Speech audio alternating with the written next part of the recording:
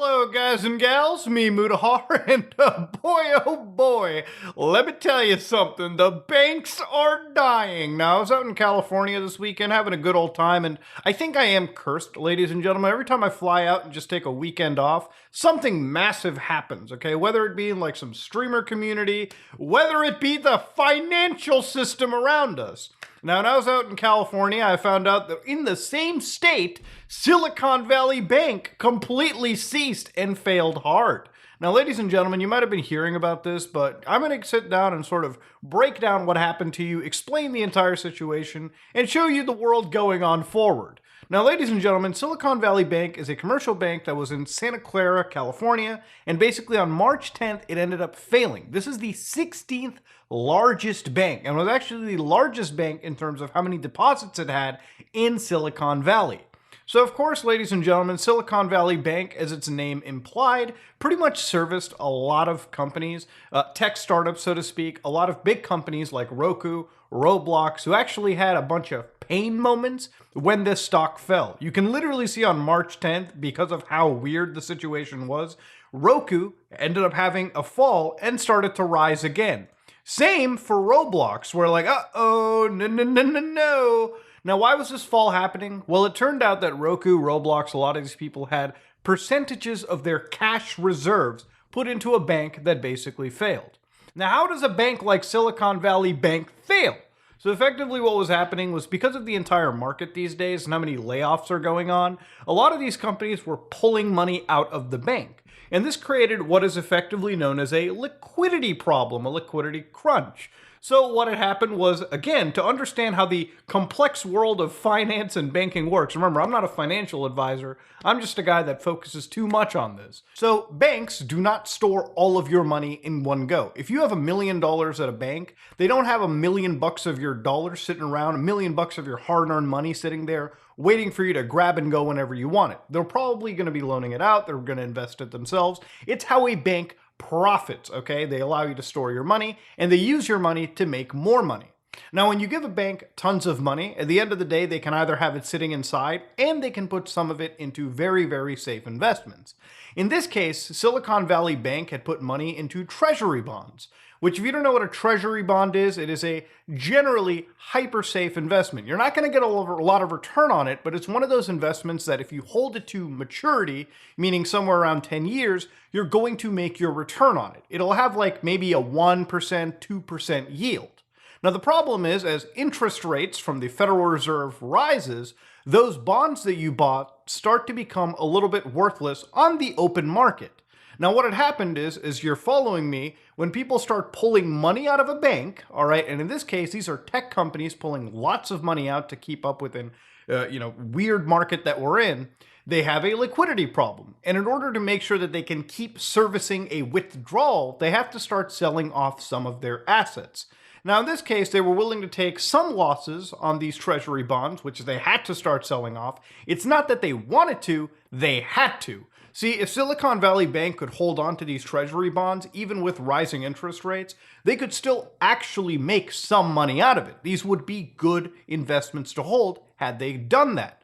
But of course, because people are pulling out money so fast, the bank effectively had a bank run. There was so much money being pulled out, and effectively, they had to start selling these assets even at a loss. And at some point, that liquidity problem became what is known as an insolvency problem. Insolvency is a term for when an individual or company can no longer meet their financial obligations to lenders as debts become due. Before an insolvent company or person gets involved in insolvency proceedings, they will likely be involved in informal arrangements with creditors. Effectively, insolvency is a state of financial distress in which a person, or business, SVB in this case, is unable to pay their debts. Basically, the whole fucking house of cards fell down. Now, to understand, this isn't a company that was involved in some crypto shenanigans or scams. This is a bank run that caused one of the largest banks to effectively fail and shutter. Now, to understand, you might be like, what about the people that have their money put into a bank, Muda? Are they going to get it back? And this is where an interesting topic came up into, and that was what is known as FDIC insurance. Now, before we jump directly into were you insured, this is the hour zero. This is the moment where everything just collapsed. So at this point, the state of California, their federal regulators, the financial regulators jumped in and basically took control of the bank.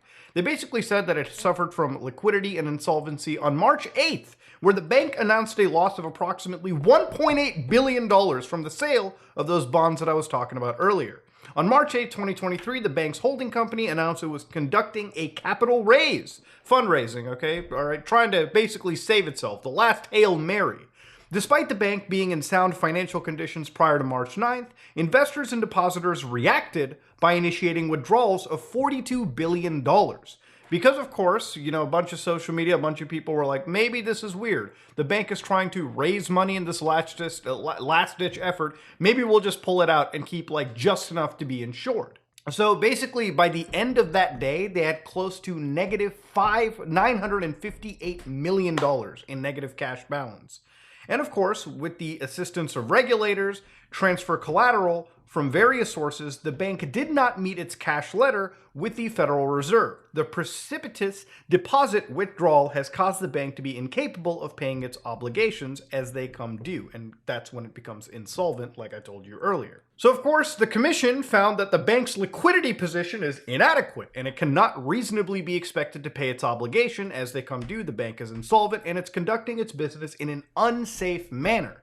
So yes, at this point, what happened was on the basis of it, on the ultimate findings, it is ordered that the commission take possession of the property and business of the bank, and the commissioner hereby takes possession of the property and, of course, that business. So at this moment, the bank was taken over by the actual Federal Reserve, the government in this case. And once that happens, it's all over for the bank, okay? This is when you enter into crisis mode. So to protect the depositors in this case, because that would be the most important people, remember, understand, the actual clientele for this bank were big tech startups. Now, again, the FDIC, you've probably watched a few movies where it's like up to $250,000 is insured. And that's great. And that's really intended for the average account holder, the average person. A lot of people will never have more than $250,000 in their account at any given moment. And typically, if that money goes away or that money gets, thrown away because of the bank's action, people will be insured by the bank. It helps regain trust in the banking system. These limits are not intended for large companies or startup tech companies like this. See, for companies, they have to worry about payroll, they have to worry about, keeping a roof over their heads, equipment, so on and so forth. And $250,000 is chump change for a company that has $50 to $100 million of assets that they've gotten from venture capitalists. If that money goes away, tech companies can absolutely cease to exist. You need money, you need capital to keep the lights on. If that capital goes away and you're left with $250,000, which yes, is chump change for business operations, especially at that scale, can absolutely cause issues. So what happened was, in this case, the Federal Reserve had jumped in to protect the depositors of Silicon Valley Bank. And what they did was they created the bridge bank, which is effectively a bridge bank that allows them to have the assets, put in CEOs, and manage operations until somebody else comes in and basically retains control and fixes the situation. Now, of course, when a bank becomes a bridge bank and the government steps in, there is a lot of investigations into what actually went wrong. And it turns out that a lot of it was not just the bank run, but also because a lot of their actual bets, a lot of the hedges that SVB put were in bad places. Now, it kind of does turn out that some of this could have been avoided had the banks been more regulated, but Silicon Valley banks, like President themselves, was actually pushing for weaker regulations anyways. I know, it's shocking. Such a, system that is fragile as fuck should have actually been regulated a little bit harder. Well, it seems like the people, Greg Becker, one of the CEOs, had pushed for those weaker regulations. You can even read through, if you wanted, this entire sheet, this 220-page docket examining the regulatory regime for regional banks. Of course, there was a fair amount of summarization, and I'll read that for you. SVB President Greg Becker pushed regulators to exempt more banks, including his own, from new regulations that passed after the 2008 financial crisis. Touting SCB's deep understanding of the markets it serves, our strong risk management practices, argued that his bank would soon reach $50 billion in assets, which under the law would trigger enhanced prudential standards, as it should, including more stringent regulations, stress tests, and capital requirements. Becker insisted that $250 billion was more appropriate. Without such changes, SVB likely will need to divert significant resources from providing finances to job-creating companies in the innovation economy to comply with enhanced prudential standards and other requirements. Now, of course, one thing they do talk about was how Greg Becker had actually sold $3.6 million of his own stock 2 weeks before this collapse had happened.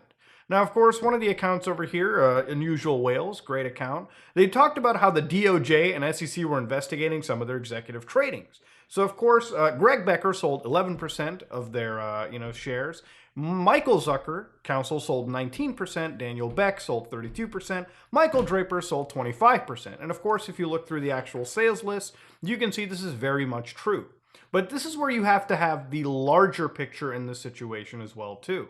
Now, of course, this is a larger look at some of the other, executive, the senior members selling their stocks. And of course, one of the things you have to also understand is under the SEC's Rule 10b-5-1, how this can work is it allows company insiders to make predetermined trades while following the insider trading laws and avoid insider trading accusations. It is recommended that companies permit an executive to either adopt or amend a 10b-5-1 plan when its executives are allowed to trade the securities in tandem with their insider trading policy. So while the timing definitely seems very suspicious, $3.6 million I'm pretty sure is being pulled out and it's being sold predetermined, also to keep up with, again, tax season that's right around the corner. Now, of course, this would be very suspicious to me if this was like $100 million, but $3.6 million, while it is a lot of money and definitely should be questioned, I'm not hiding that whatsoever, this could just be that they're pulling this out predetermined-wise. It may be, it's slightly more common than you would imagine. It's not necessarily a sign of malicious intent, but of course, given the fact that one of these guys, the president himself, was pretty much excited about deregulating their own bank. There is a lot of dominoes falling, and we should question every single one of them. And generally, if something illegal did happen, people should be put into jail. I'm sick and tired of seeing insider trading go on. It often feels like only the smaller guy is being punished, the guy who's maybe made a pittance of money doing this, and never the people at the top who have made millions of dollars and have crazy connections to politicians and friends that can keep them out of trouble. It's a fucked up, corrupt world we live in, and honestly, it makes me happy just once to see some of these people pay for, crimes that they probably may have committed. But of course, in this case specifically, regarding Greg Becker and a lot of these directors, I have no reason to necessarily believe they've partaken in any malicious intent. But of course, let's leave that to investigators who don't have the book so open and the flashlights shoved up the ass so hard that they'll find something that me and you can't. Now, of course, at the same time, you might be like, well, damn, what are the government doing, Muda?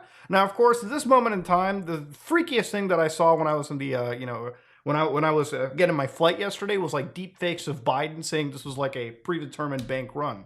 And while these deep fakes were deleted, yes, they were deep fakes, it doesn't stop them from being ripped, shared around, and people believing misinformation. See, what had actually ended up happening from the government was not only did they decide to take over, but they actually decided to make sure that the taxpayers weren't on the hook. Now, according to the government here, joint statement by the Treasury, Federal Reserve, and the FDIC, the following statement, all right, today we're taking decisive actions to protect the U.S. economy by strengthening public confidence in our banking system because people are scared shitless. The step will ensure that the banking system continues to perform its vital roles of protecting deposits and providing access to credit to households and businesses in a manner that promotes strong and sustainable economic growth. Thank the Lord for that. After receiving a recommendation from the board of the FDIC and the Federal Reserve, the consulting with the President, Secretary Yellen, approved actions enabling the FDIC to complete its resolution of Silicon Valley Bank. And of course, it said it fully protects all depositors. Depositors will have access to all their money starting March 13th. No losses associated with the resolution of SVB will be borne by the taxpayer. We are also announcing a systemic risk exception for Signature Bank, a bank that I remember, if I'm not mistaken, was heavily involved in like crypto or whatever. Again, different scenario. They ended up looking at a bunch of other banks and dealing with them too, just so they can say, don't panic, everybody. Let's just all relax. The system is fine. Again, this might be considered a bailout, and I'm sure depending on what your definition is like, this is a bailout of the system. They're trying to preserve the system. They said over here, shareholders and certain unsecured debt holders will not be protected, as they really shouldn't. Senior management has also been removed. Any losses to the deposit insurance fund to support uninsured depositors will be recovered by a special assessment on banks as required by law. So, of course, this is the government coming in to preserve the system, not so much the people at the top of the system. Again, you might be able to look at this and say, hey, what about the withdrawals we saw or the stocks being sold earlier? Honestly, the investigations are going to have to happen. But if you're going to ask me, are some of the people at the top who have made billions of dollars are going to end up in prison?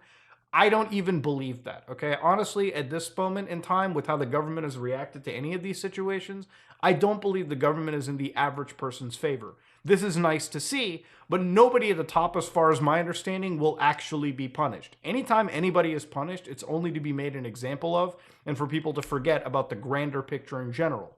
Now, of course, is the banking system safe?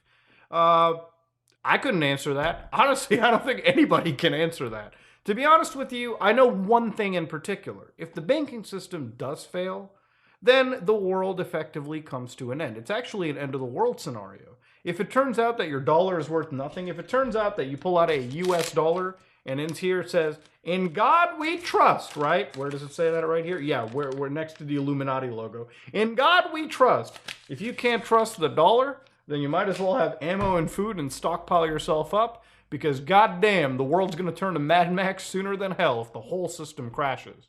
But hopefully it doesn't, because there's a lot of nerds and geeks making sure that it doesn't. And of course, there's a lot of regulations making sure that it doesn't. And hopefully, I hope it doesn't. But ladies and gentlemen, this is me, Mutahar. And if you like what you saw, please like, comment, and subscribe. Dislike it if you dislike it. I am out.